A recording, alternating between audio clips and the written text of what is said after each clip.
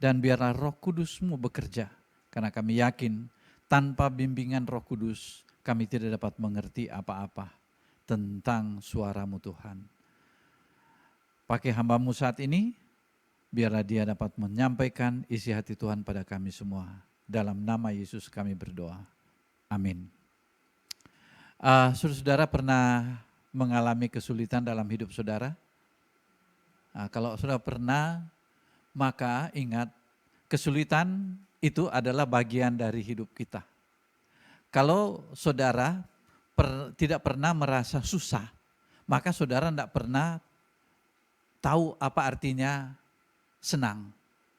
Ya, saudara bisa berkata, saya ini kuat karena ada orang yang sakit. Dan saudara bisa mengatakan saya sakit karena ada orang yang lebih sehat dari saya. Jadi antara kesusahan, kesenangan itu memang udah biasa dalam hidup kita. Kalau saudara katakan, oh saya tinggi, tapi kalau ada orang yang misalnya saudara bersama dengan orang Nigeria yang tingginya 2 meter lebih, saudara merasa saya yang paling tinggi sini paling Aristo gitu ya. Sama Jefta barangkali, kalau mereka berdiri, oh kami yang paling tinggi di sana. Tapi coba aja dulu berdiri dengan orang Nigeria, 2,5 meter tingginya. Baru kita di situ katakan, kok saya pendek, gitu kan? Nah itu yang seperti itu. Kalau saudara katakan saya paling muda di sini, tunggu dulu. Karena saudara berada dengan orang yang lebih tua, ya kan? Tapi saudara mengatakan saya paling tua di sini karena saudara berada bersama-sama dengan anak-anak sekolah minggu, gitu kan? Nah, susah dan senang itu adalah bagian dari kehidupan manusia. Anda tidak boleh mengatakan Anda itu pintar. Karena ketika Anda bersama-sama dengan Profesor Alamda, Anda akan katakan betapa bodohnya saya ini. Ya kan? Tapi kalau Anda pergi di kampung yang dimana anak-anak itu pemuda di sana belum pernah masuk SD, maka Anda adalah orang paling pintar di sana. Jadi yang dari STT yang merasa nilainya di bawah, supaya Anda pintar, ya, Anda berhenti atau pergi praktek di kalangan orang di kampung sana, di mana mereka itu belum tahu baca gitu. Nah, Anda paling pintar, malah Anda bisa jadi profesor di sana gitu. Ya, Profesor Arda sudah memasuki ruangan, wah tepuk tangan gitu. Padahal nilainya paling rendah di STT misalnya gitu kan. Ya gitu aja, hidup itu begitu. Nah inilah hidup itu. Anda nggak boleh berani katakan bahwa Anda paling ganteng di sini ya Gideon ya. Anda harus berdiri dulu bersama-sama dengan yang bintang itu, yang apa sinetron, si siapa namanya? Yang kemarin yang Andre apa namanya? Bukan Andre Jaya. Andre Jaya juga ganteng sih, cuma ada Andre kemarin yang terlibat narkoba itu siapa namanya? Ya. Yang ganteng kan? Iya, kalau sama dia, waduh, kok bisa ganteng gitu, ya. Tapi sayangnya narkoba gitu ya. Aduh, sayang sekali. Nah, hari ini kita bicara tentang sebetulnya tentang penderitaan yang dialami oleh bangsa Israel dalam masa pembuangan. Jadi kalau bicara tentang orang-orang percaya seperti kita percaya sama Tuhan, kita mengalami penderitaan, tetapi mereka selalu, yang namanya orang percaya, selalu memiliki harapan dalam intervensi Allah yang ajaib, baik melalui malaikat maupun melalui janji kebangkitan dan kehidupan kekal. Nah memang dua pembacaan kita ini kan berkaitan dengan masalah akhir zaman juga gitu kan. Saya kalau bicara akhir zaman, berarti dunia ini sudah mau berakhir gitu kan. Cuma kalau saya baca di Alkitab itu kadang-kadang masih ada spekulasi tafsiran ya. Tafsiran spekulasi, bisa ya, bisa tidak gitu loh. Sebab yang namanya akhir zaman itu juga banyak arti. Akhir zaman itu artinya bumi dan segala isinya ini musnah gitu kan, betul nggak? Ya kan? Atau dimusnahkan, baru orang-orang percaya itu hidup dan memerintah bersama dengan Yesus. Tapi kalau Anda besok mati, maka akhir zaman pun berakhir gitu. Itulah akhir zaman tiap-tiap orang. Yaitu kalau dia sudah sakit, terus masuk rumah sakit, betul nggak? Sudah masuk rumah sakit, nafasnya tinggal satu-satu. Lalu datang pendeta mendoakannya dan menyanyi, kuserahkan pada Tuhan tubuh nyawaku, roh dan jiwaku. Saya pernah didoakan seperti itu, ya, karena memang mata sudah tidak bisa buka, udah Lalu datang mereka dari gereja. Dan saya berpikir, apakah mereka pikir saya ini sudah mau mati lalu menyanyi lagu itu. Dan memang biasanya kalau mau mendoakan orang yang sudah istilahnya sudah mau berakhir, biasanya nyanyi lagu itu. Dan saya dengar mereka nyanyi lagu itu. Mereka raba tangan saya, jantungnya, lalu si majelis bilang begini, kayaknya ya kita sudah tidak ada harapan. Mari kita berdoa serahkan dia kepada Tuhan. Ya doa penyerahan itu. Setelah mereka pulang, keesokan harinya saya korek begini papa saya. Apakah saya sudah mati atau masih hidup? Saya bilang begitu. Saya kan masih SD waktu itu ya, saya cuma tanya, saya masih hidup. Oh, kamu sehat ya? Ya puji Tuhan katanya. Jadi akhir zaman dari seseorang yaitu mati. Makanya saya katakan kalau bicara ini tentang akhir zaman, tetapi kalau saya melihat dunia sekarang ini, Israel sama apa yang berperang sekarang toh? Hah? Ya, yang berperang pertama Hamas, terus sesudah Hamas Hizbullah, Hezbollah. Karena yang terakhir kan pakai nama Allah gitu kan, jadi Hezbollah. Nah, itu semua itu adalah proksi dari Iran. Tahu ya, proksi kan, tahu? Kaki tangan. Jadi Iran itu untuk menguasai dunia, dia kuasai taruh Hamas di sana, ya kan? Dia kuasai sebagian supaya dari sana bisa nembakkan senjata ke Israel. Baru taruh di sana kelompok bersenjata namanya Hezbollah. Nah, cuma mereka itu nggak didukung sama dunia Arab. Tahu nggak kenapa? Nggak didukung sama dunia, termasuk Arab Saudi nggak dukung mereka loh. Mereka punya serangan ke Israel, Arab Saudi masih lebih pro Israel daripada pro Hizbullah dan ini. Tapi kan sama-sama Islam kan? Jawabannya, ini perbedaan aliran. Kalau di Arab dan di Indonesia ini, itu beraliran Sunni. Sedangkan Iran itu beraliran Syiah. Nah Syiah di Indonesia itu bisa gitu ya. Itu karena perbedaan aliran. Karena orang-orang Syiah itu percaya bahwa cucunya Muhammad itu yang menjadi penerus mereka itu dan mereka ikut dia. Dan akhirnya karena mereka tidak disetujui oleh Sunni yang terdiri dari para khalifah. Khalifah itu para asistennya Nabi Muhammad. Maka si cucunya ini namanya siapa, ada yang ingat? Nah, cucunya Nabi Muhammad ini akhirnya dibunuh. Nah oleh karena itu untuk memperingati akan penderitaan dan kematian dari si siapa ini, cucunya Nabi Muhammad ini, mereka mengadakan perayaan apa itu yang menyiksa badan itu, ya seperti itu, ya itu Syiah. Jadi sampai sekarang ini Syiah itu tidak diizinkan di Indonesia. Mereka itu kan banyaknya di Madura. Lalu dari orang-orang Islam di Madura usir mereka dan mereka mengungsi di, kalau nggak salah di dekat Surabaya situ. Jadi mengungsi di negara sendiri karena perbedaan aliran, ya. Golongan Syiah di Indonesia juga banyak. Nah, untuk mengenal mereka, sudah lihat itu perempuan Syiah pakai baju hitam yang kelihatan cuma mata. Itu orang Syiah itu, ya. Nah, orang-orang Islam sebetulnya tidak suka mereka. Cuma karena kita selalu digembar-gemborkan dengan toleransi beragama, ya oke lah. Mereka tidak di sana. Kalau lihat begini, mending mereka lihat orang Kristen daripada lihat orang Syiah, gitu. Yang kedua Ahmadiyah.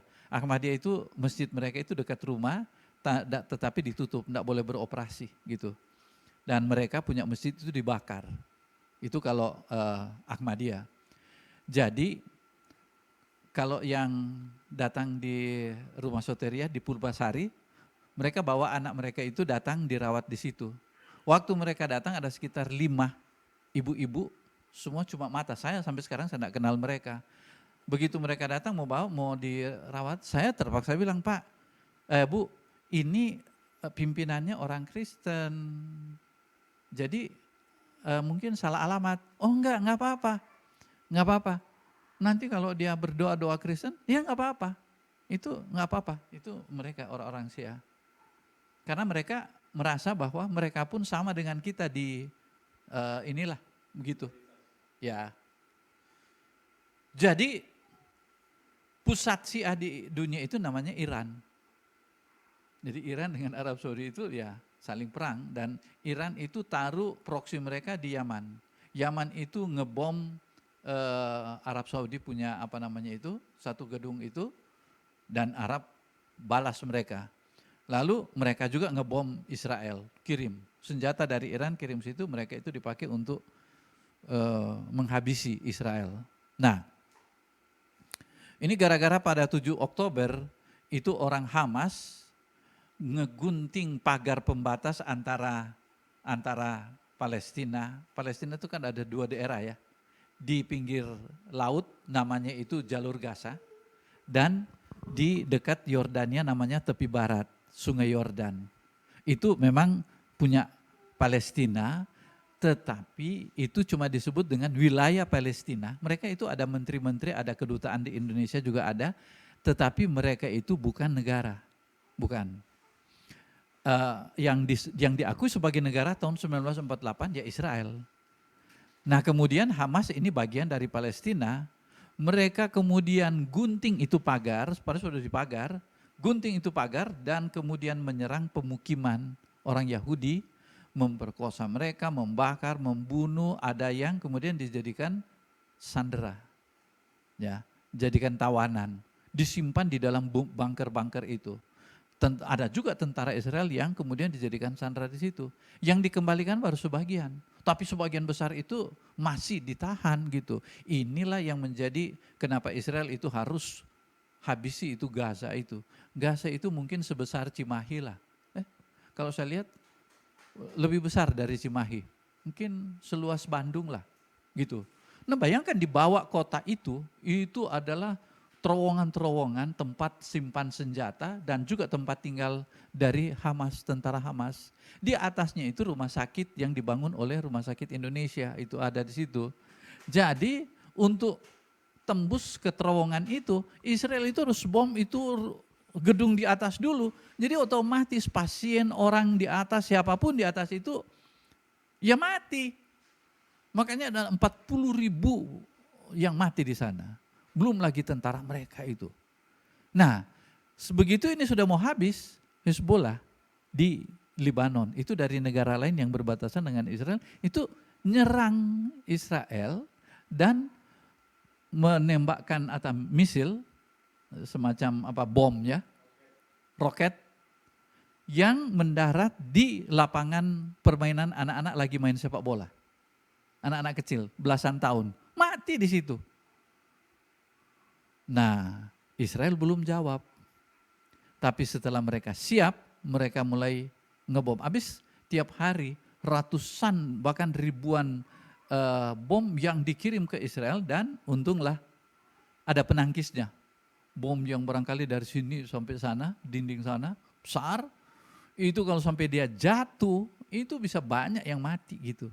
Tapi sebelum jatuh, Israel sudah tembak dengan yang mereka sebut dengan David Sling, yang penangkis itu. Jadi belum jatuh sudah meledak di atas.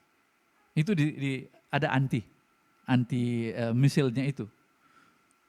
Tapi ini kan semakin banyak. Ada yang jatuh, ada yang nembus ke rumah gitu, ke rumah penduduk.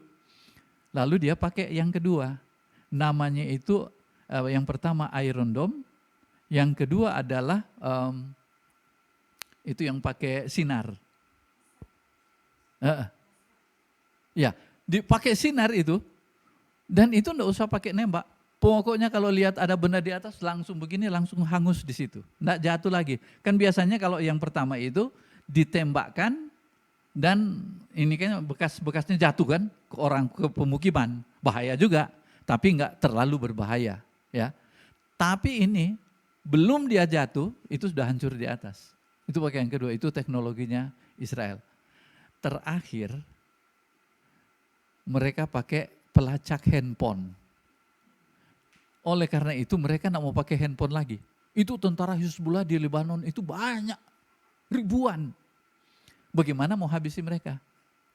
Pakai handphone, mereka sudah tidak mau pakai handphone lagi. Lalu akhirnya mereka pakai pager, ya kan? Pakai pager. Pager itu pernah saya pakai dulu, tahun 90-an. Sebelum Ica lahir, saya udah pakai pager di sini. Biasanya yang pakai pager itu cuma dokter, kalau ada panggilan kan. Saya pakai pager, karena waktu itu status saya juga Simatupang, siang malam tunggu panggilan untuk khotbah di mana gitu kan. Jadi bunyi titit, nah lihat baca, tolong Bapak khotbah di tanggal sekian dan sekian, nah itu pager. Nah itu yang mereka masih pakai sekarang. Rupanya bomnya itu ditaruh di pager. Jadi sekian ratus mungkin ribu pager sudah ditaruh bom di situ. Bom kecil tapi mematikan. Pada waktunya tinggal tekan begini, meledak itu pager-pager yang ada di kantong, ada yang ditaruh di dada, ada yang taruh di perut. Itu langsung mati di tempat. Belum juga itu selesai, masih heboh, walkie-talkie. Ditaruh bom lagi di situ. Mereka pakai walkie-talkie kan, meledak lagi. Jadi ada sekian banyak tentara Hizbullah yang mati. Mereka masih mau berencana untuk menghancurkan Israel. Israel sudah bom markas mereka di tengah-tengah kota Beirut. Dan komandannya Nasrallah mati.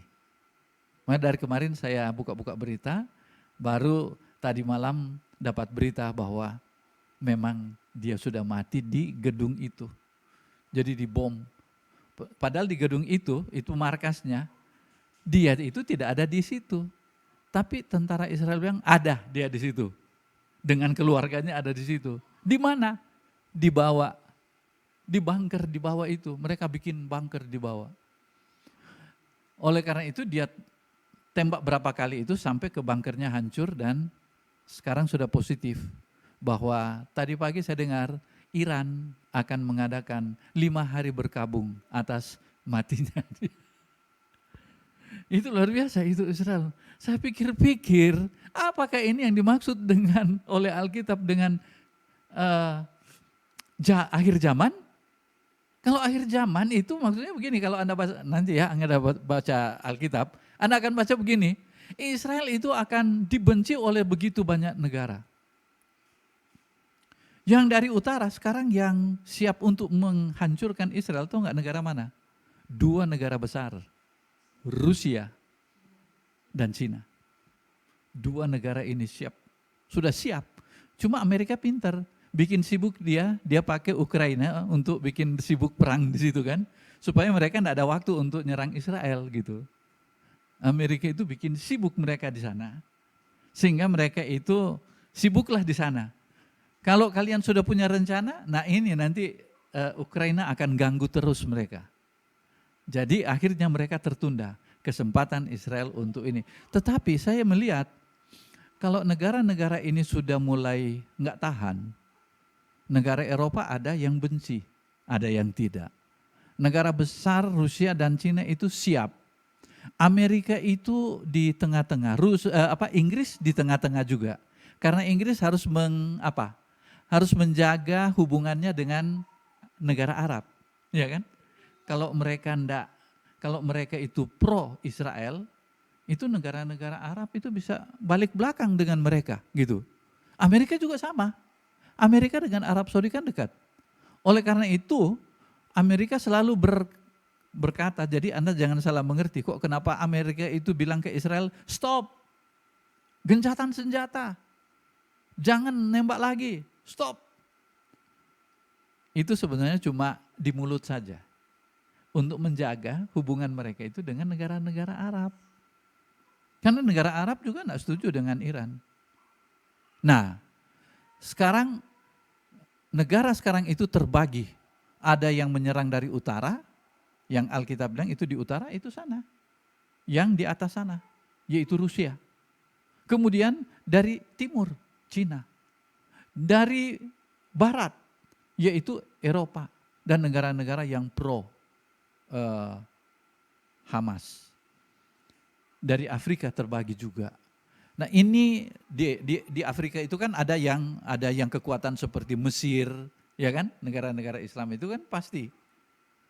Saya lihat kalau sampai Israel ini diserang, habis dia, habis. Amerika diam aja sedikit. Ini kan lagi perang begini kan? Amerika bilang, stop jangan perang, tapi dia kirim senjata. Ini aneh kan? Stop, jangan perang lagi. Dia kirim senjata, bukan cuma senjata dia kirim. Tahu nggak dia kirim apa? Dia kirim 40.000 tentara Amerika untuk bantu Israel. Saya juga jadi bingung. Dia bilang stop tapi kirim senjata dan kirim tentara. Ini maksudnya apa ini? Kalau sampai terjadi yang namanya akhir zaman, itu ada satu tahap sebelum akhir zaman, yaitu Perang Dunia Ketiga. Dugaan saya, Israel itu tidak akan berhenti, tidak akan menyerah dia. Biarpun Amerika suruh berhenti, biarpun semua negara PBB sudah bilang, Israel itu harus diserang misalnya PBB. Berarti semua negara Indonesia itu berhak untuk serang dia. Tapi dia bilang begini, ini Israel punya keyakinan ya. Kami akan melakukan strategi Samson.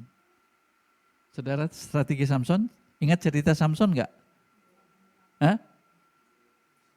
Samson kan orang kuat gitu kan? Sebelum dia mati, apa yang dia lakukan? Ingat, sebelum dia mati. Sementara orang berpesta atas keberhasilan mereka mengalahkan Samson, rambutnya tambah kelamaan tambah panjang. Lalu dia jadi kuat kan? Sebelum dia mati, dia pegang dulu itu tiang. Di mana mereka di lantai 2 itu sedang berpesta pora. Dan dia kemudian goyang itu, tarik itu dengan kekuatannya, mereka kemudian mati, dia juga mati. Itu strategi Samson. Israel akan bilang begitu, bahwa kami akan pakai strategi Samson. Kalian mati, dan kami juga mati.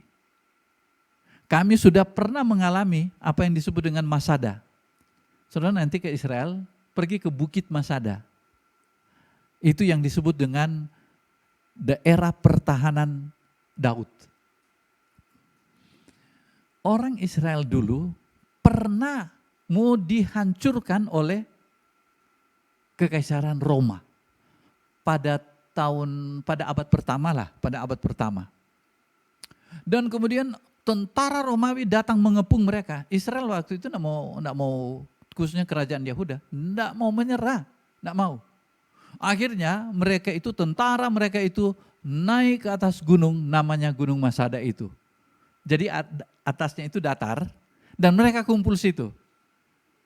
Sementara orang tentara Romawi sudah mau naik, mereka bunuh diri di atas. Karena prinsip mereka, lebih baik kami bunuh diri daripada kami kalah. Tidak ada kalah dalam negara kami. Pidato kemarin, 2 hari lalu, Perdana Menteri Israel, Benjamin Netanyahu bilang begini, Israel akan tetap menang. Hari ini, besok, selama-lamanya. Karena Israel tidak ada istilah kalah. Tahu nggak kata-kata apa maksudnya, maknanya dibalik kata-kata itu? Ya itu tadi. Kami yang boleh habis, tapi kami tidak kalah. Kami bunuh diri. Dan inilah yang ditakuti oleh Amerika. Amerika takut itu. Oleh karena itu, kenapa Amerika seperti itu? Janganlah, berhenti perang. Tapi kalau kalian mau kalah, jangan dulu. Kirim, nanti kami tambah kekuatan kalian. Itu maksudnya itu. Maksudnya supaya mereka itu jangan bunuh diri dan bunuh kami semua. Sudah tahu apa yang mereka melakukan? Taktik atau strategi Samson? Ada satu. Mereka menyimpan tenaga nuklir, bom nuklir yang dapat membunuh mereka dan seluruh dunia ini. Ini yang dimaksudkan dengan berakhirnya dunia ini. Saudara tahu kalau nuklir, mereka keluarkan nuklir, Rusia keluarkan nuklir, Amerika keluarkan nuklir, Iran keluarkan nuklir, habis kita ini semua saudara. Habis. Nuklir kecil aja di Jepang sudah memusnahkan 2 kota besar di Jepang pada waktu Perang Dunia Kedua. Ini nuklir itu untuk melebihi, bisa menghancurkan seluruh dunia. Efeknya sebelum kita mati oleh nuklir, kita berdiri begini dan membeku. Karena nuklir itu membuat 100 derajat di bawah min 100 derajat. Itu udara nuklir lewat, kita dalam keadaan berdiri, beku dan roboh, mati. Jantung berhenti kan kalau kita beku kan, mati. Itu akhir dari dunia. Kenapa saya itu membaca ini, bagian Alkitab ini, dan kemudian melihat sendiri bagaimana kata Alkitab.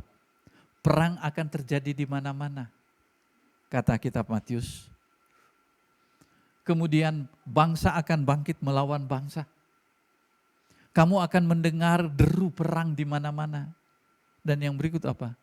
Gempa bumi akan terjadi di mana-mana.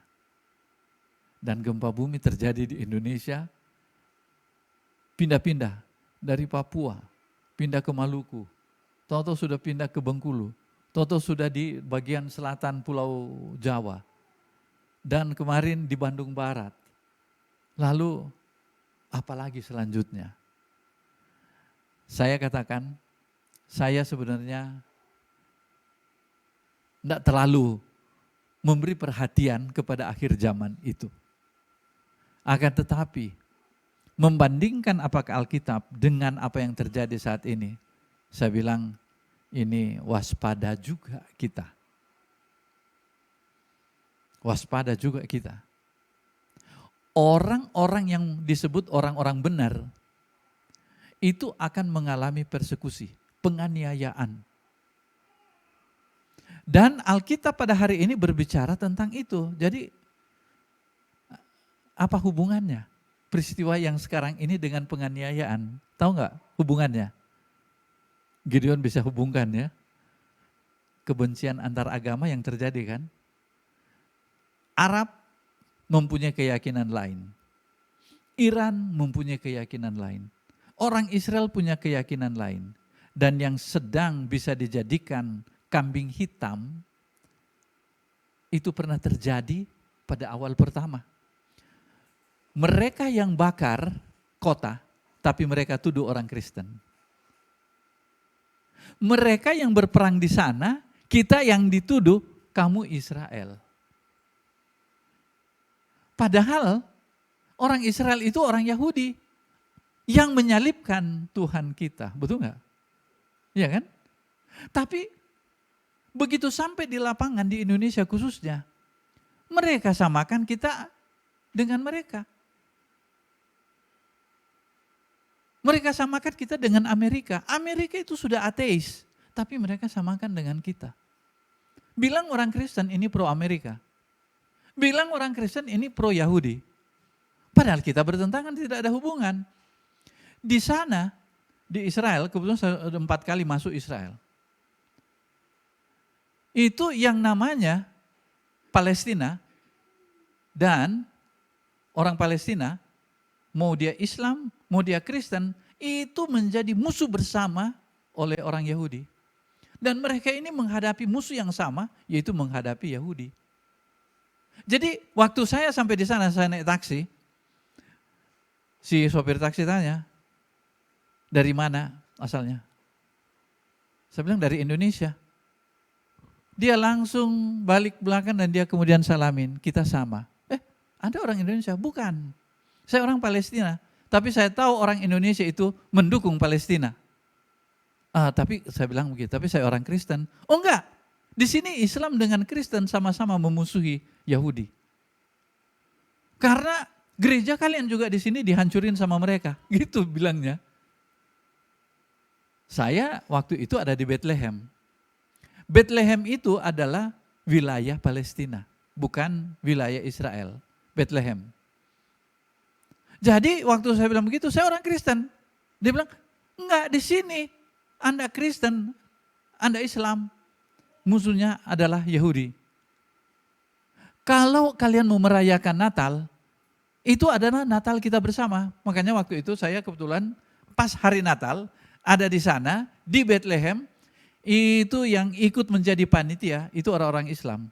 Masjid itu ditutup sementara karena halamannya dia itu dipakai buat Natalan. Gitu. Lalu orang Islam, orang Kristen sama-sama bersukaria merayakan Natal waktu itu. Yang ada di panggung itu yang menyanyikan We Wish You a Merry Christmas itu adalah orang-orang Islam, orang Palestina. Gitu. Dan Bishop Gereja Anglikan yang menggembalakan orang Kristen, orang Anglikan di sana itu orang Palestina loh. Orang Palestina. Jadi sampai di sini mereka tuduh kita ini pro Yahudi. Dan karena pro Yahudi itu timbullah kebencian mereka terhadap gereja. Untung aja Presiden Jokowi masih kuat dalam toleransi beragama. Tapi ke sana kita nggak tahu. Bulan Oktober pergantian presiden. Presiden yang pernah didukung oleh mereka, ekstremis itu. Apakah dia mempertahankan Jokowi punya policy atau mengubahnya? Kita nggak tahu. Kita nggak tahu.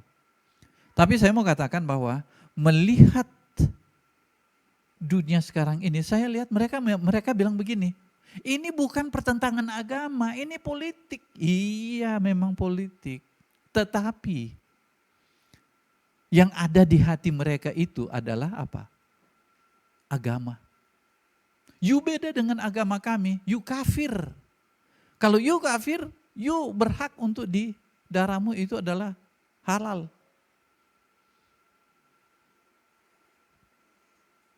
Saya tidak mau nakut-nakuti, tetapi lihat kenyataan. Siap untuk memasuki masa-masa penderitaan.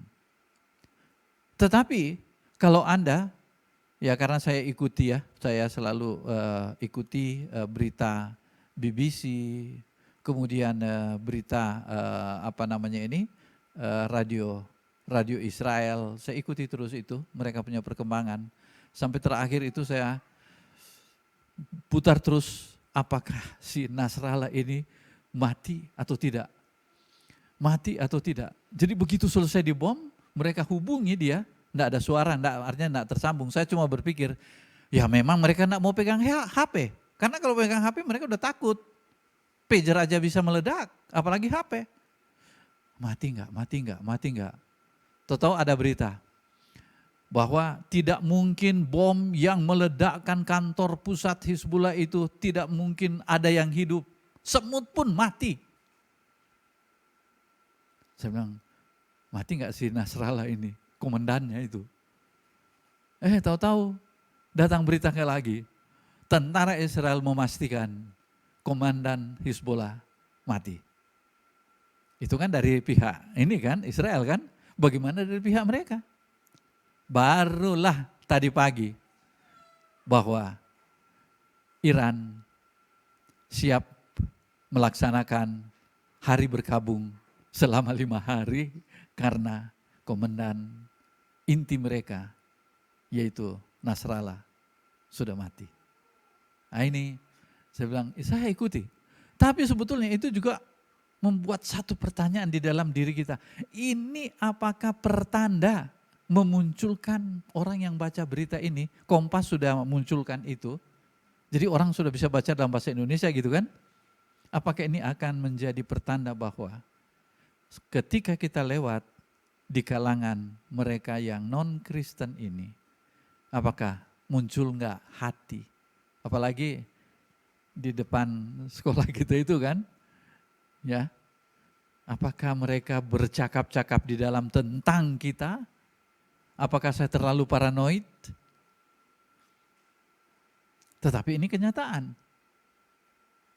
Nah mari saudara-saudara sekalian,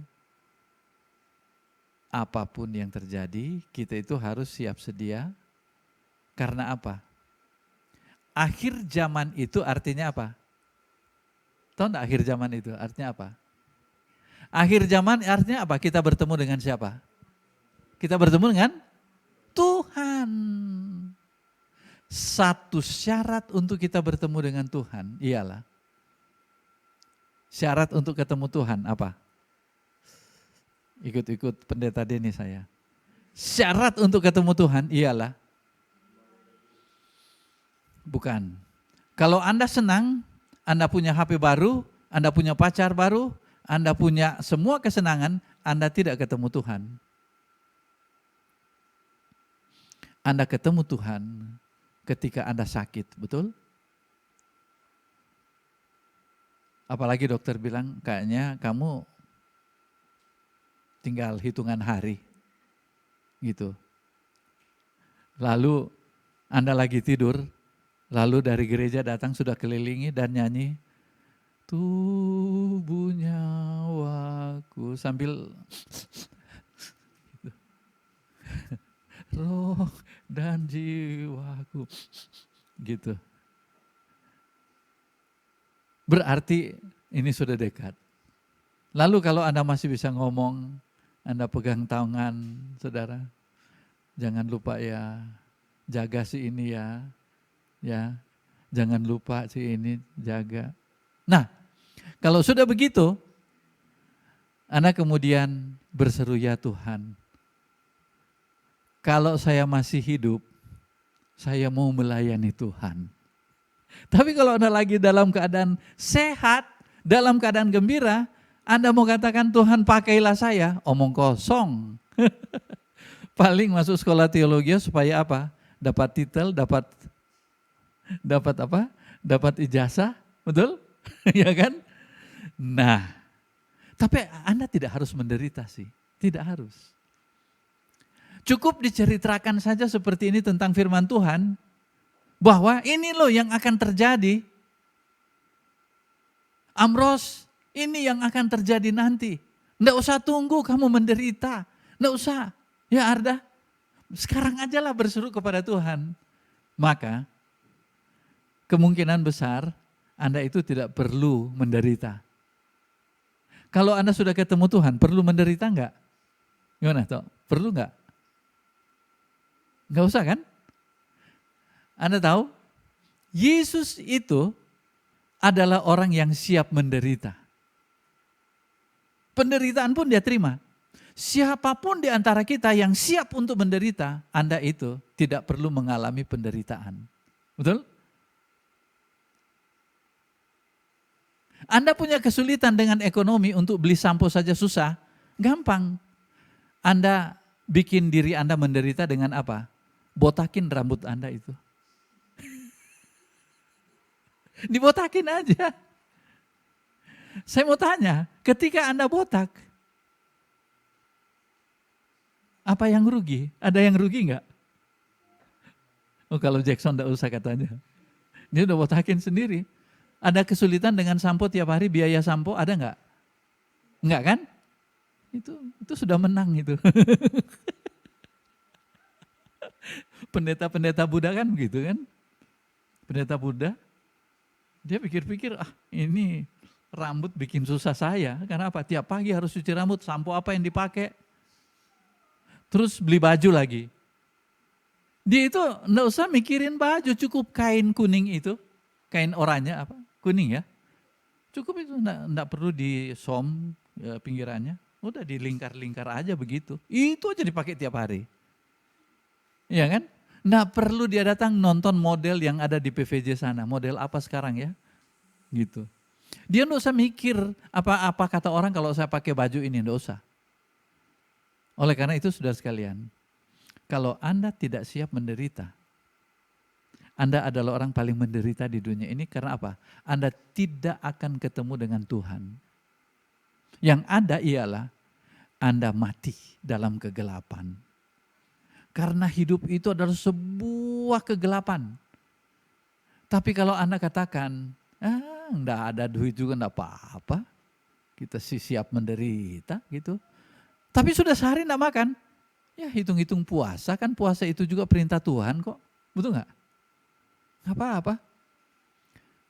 Ketika Anda mau katakan nanti kalau kami ada puasa kita 40 hari, ya begitu ada orang bilang, ini kok ditraktir so saya enggak apa-apa, karena memang saya bukan mau makan hari ini, jatahnya saya hari ini puasa. Ketika orang datang mau ngasih ini duit makan, oh maaf terima kasih. Sementara orang lain minta, Anda itu tolak. Itu bukan penderitaan. Itu tandanya bahwa Anda itu sudah masuk ke dalam apa yang disebut dengan akhir zaman, di mana Anda ketemu Yesus di situ. Artinya ketika Anda mau katakan, Yesus itu cukup bagi saya kok. Mau susah, mau menderita, mau apa, yang penting saya masih hidup kok. Saya masih bisa melayani. Saya masih bisa bersuka cita tanpa ada ini, tanpa ada itu. Puji Tuhan, haleluya. Itulah surga bagi Anda. Gimana Ervin? Bisa begitu enggak? Yang bisa memberikan kebahagiaan pada kita adalah dari diri kita sendiri bersama Yesus. Jadi bukan tempat yang membuat kita bahagia. Bukan uang juga. Bukan pujian orang yang membuat kita bahagia, bukan. Tapi kalau Anda masih harap-harap supaya dipuji orang, itu penderitaan justru. Kalau Anda berpikir-pikir bahwa Anda itu mau bangun rumah dan rumah tangga, punya istri yang cantik, suami yang ganteng, yang kaya-kaya, itu sebuah penderitaan loh. Sebuah penderitaan. Ya, Budiman gimana? Ya, kalau mikir-mikir, Pak Yofi kapan saya menikah, kapan saya menikah. Kalau saya cuma bilang betapa menderitanya kamu ini. Karena sementara keinginan itu ada di kita, Anda itu menderita. Tapi ketika Anda lepaskan, udahlah yang penting saya dalam Tuhan, tidak apa-apa. Saya tanya, gimana tidak jadi menikah? Enggak apa-apa, saya punya Yesus. Anda orang paling bahagia. Betul enggak? Kalau orang itu pikir-pikir tahun ini target saya punya iPhone 16 Pro Max, maka Anda orang paling menderita di dunia ini. Terus begitu saya tanya, itu sudah punya? Beginilah. Enggak punya sampai mukanya kayak pepaya begitu, karena enggak punya iPhone 16 Pro. Itu penderitaan buat dia. Tapi begitu dia angkat ini, Om Yofi saya punya ini juga udah cukup kok, yang penting sehat. Dia adalah orang yang sudah ketemu Tuhan. Karena bagi Yesus, kalau kamu meninggalkan semuanya ini, yang kamu inginkan ini, kamu tinggalkan, itu tandanya kamu ikut bersama dengan saya.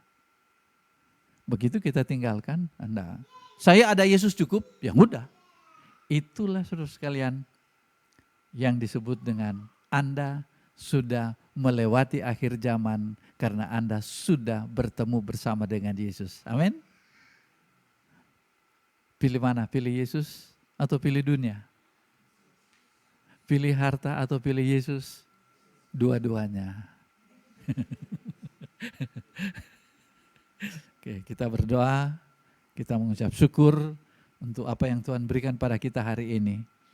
Tuhan, tanda-tanda dunia yang sedang kami lihat saat ini mengingatkan kami, betapa ya Tuhan, hidup ini hanyalah sia-sia. Tapi kami bersyukur karena kami mempunyai Tuhan Yesus yang selalu menjadi jawaban bagi kami ketika kami diikat oleh berbagai harta kekayaan. Kami diikat oleh gemilangnya harta dunia ini. Tetapi semuanya itu merupakan satu penderitaan karena ketika kami menggantungkan semua keinginan kami dengan apa yang ditawarkan oleh dunia, kami sebetulnya dalam keadaan menderita kalau kami tidak punya itu. Tapi ketika kami punya Yesus, kami tidak perlu digoda lagi oleh berbagai keindahan dunia ini. Kami percaya Tuhan, apapun yang terjadi dalam hidup kami tahu hidup kami ini bersama Tuhan Yesus. Terima kasih Yesus yang telah mati bagi kami, yang telah memberi harapan bagi kami. Biar apa yang kami perbuat sekarang ini Tuhan, kami hanya lakukan untuk kemuliaan nama-Mu. Dan hanya di dalam nama Dia, nama Yesus, kami berdoa. Amin.